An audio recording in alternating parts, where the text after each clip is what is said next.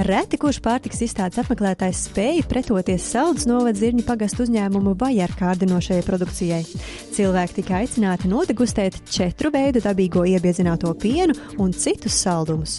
Ražojam Latvijā no Latvijas ražotoju pieno, pārsādām pienā dabīgus produktus iebiezinātā pienā. Ir 4 veidi dabīgo iebiezināto pieno, kā nosaukums Magnums, krem brulē, klasiskas, karamelizētas un pēdējais mūsu izstrādājums ir pasaka. Tāpat mēs ražojam bišu barības, sirpus, sidriem, limonādēm, baltas cukraus pastas, pildamus painiem.